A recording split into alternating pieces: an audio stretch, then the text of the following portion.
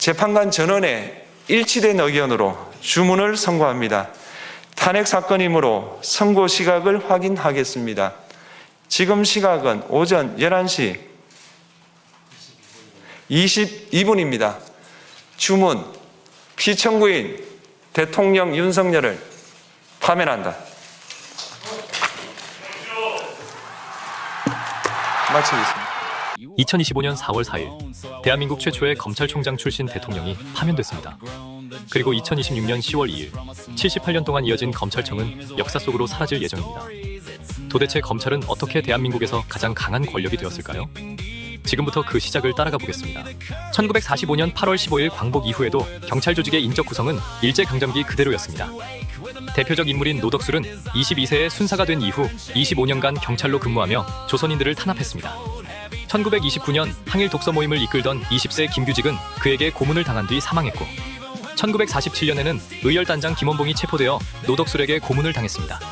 1948년 박성근이 취조 중 사망하자 노덕술은 시신을 한강에 유기하고 도주극으로 조작하는 대범함을 보였습니다. 미 군정은 행정 경험이 필요하다는 명목으로 친일 경찰 출신을 대거 재등용했습니다. 당시 경위 이상 간부 1157명 중 946명이 일제 경찰 출신이었을 정도로 조직은 과거를 청산하지 못했습니다.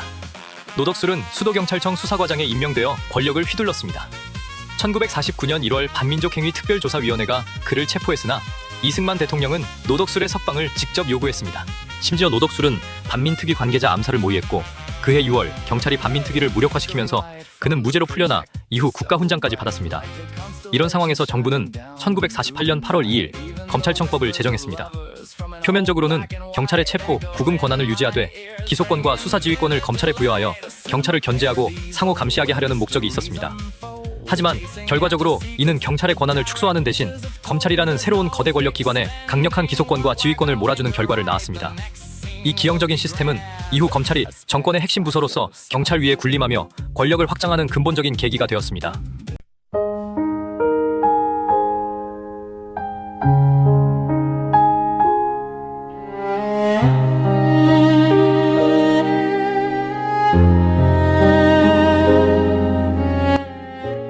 (1948년 10월 19일) 여수 14연대의 봉기는 대한민국 사법체계를 송두리째 바꾼 변곡점이었습니다.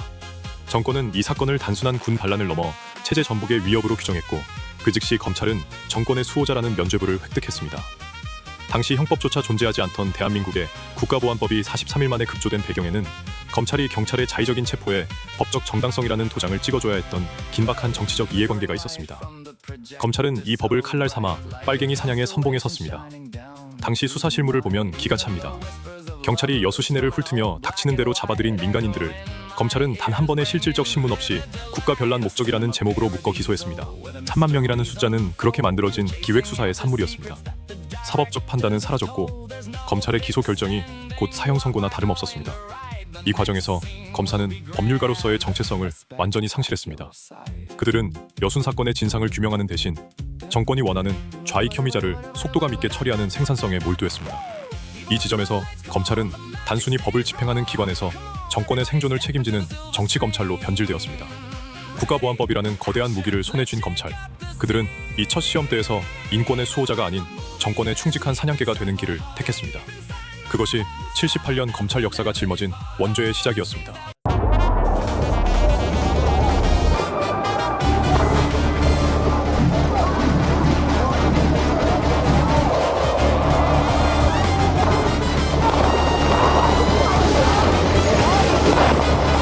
(1961년) 이후 검찰의 위상은 바닥이었습니다.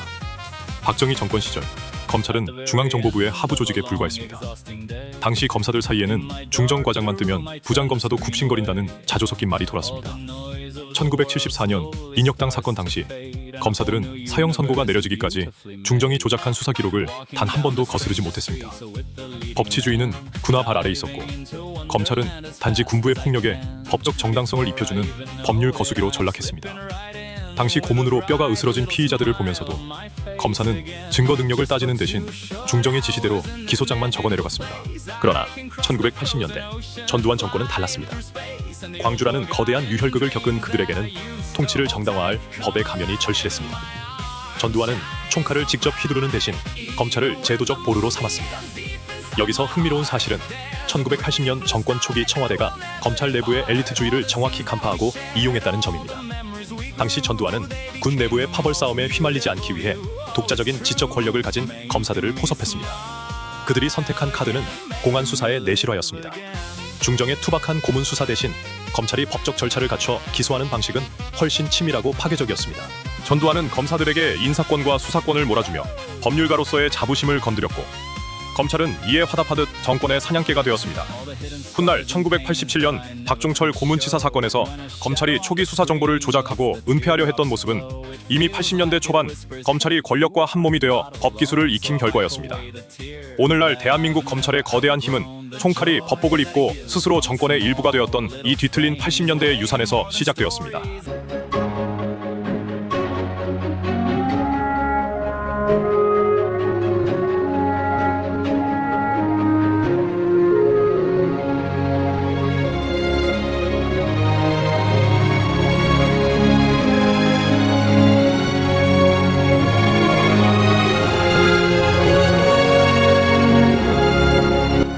(1987년 6월) 항쟁은 검찰에게는 일생일대의 위기이자 새로운 기점이었습니다.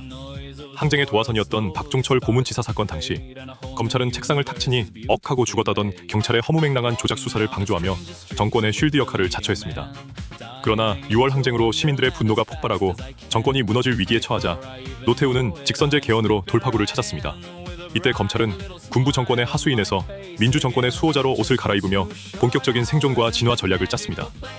그들이 대중의 신뢰를 얻기 위해 택한 치명적인 카드는 1990년 선포된 범죄와의 전쟁이었습니다. 모든 외근 경찰관을 무장시켜서 범죄와 폭력에 대해 정면으로 대응토록 할 것입니다. 노태우 정권은 이 캠페인을 통해 검찰의 무소불위의 수사권을 보장해 주었습니다. 검찰은 이를 통해 강력부를 신설하고 기존 경찰의 영역이던 수사권까지 대거 흡수했습니다. 단순히 조직폭력배를 잡는 수준을 넘어 사회적 갈등 요인과 제야 인사, 시위대까지 범죄 프레임으로 묶어 단죄함으로써 검찰은 치안의 구세주라는 대중적 지지를 획득했습니다. 검찰이 강력부를 통해 영장 청구권을 무기화하며 사법 질서를 완벽히 통제하기 시작한 것은 바로 이 지점입니다. 무엇보다 노태우 정권은 검찰 내부에 정권의 빨대를 깊숙이 꽂았습니다. 1980년대 초 600여 명 수준이던 검사 정원은 90년대 초반 1000명대로 폭발적으로 늘어났습니다. 이 거대한 조직을 장악한 핵심은 청와대 민정수석실과 사정비서관실에 상주하는 파견 검사들이었습니다. 이들은 대통령에게 매주 직접 보고를 올리며 검찰 인사권을 정권의 입맛대로 주무르는 통로가 되었습니다. 전두환 시절 검찰이 단순히 군부의 도구였다면 노태우 시절부터는 청와대와 검찰이 서로의 안위를 지켜주는 공생 카르텔이 형성된 것입니다. 검찰은 이제 단순히 사건을 기소하는 기관을 넘어 인사와 예산을 장악하며 국가 시스템을 설계하는 거대한 권력 집단이 되었습니다. 청와대와 검찰이 긴밀하게 정보를 공유하고 권력을 나눠 가진 이 빨대 시스템은 훗날 대한민국을 흔드는 모든 거대 사건마다 검찰이 정권의 핵심 부서로 군림하게 만드는 근본적인 원동력이 되었습니다. 검찰이 덩치를 키우고 권력의 심장부에 진입한 것은 바로 이 시기 정권의 생존 전략과 검찰의 조직적 야망이 완벽하게 맞물린 결과였습니다. 다음 2부에서는 대통령들과 검찰이 어떻게 서로를 이용하고 짓밟았는지 그 적나라한 야합의 기록을 추적합니다. 구독과 좋아요는 큰 힘이 됩니다. 알림 설정하고 2부를 기다려주세요.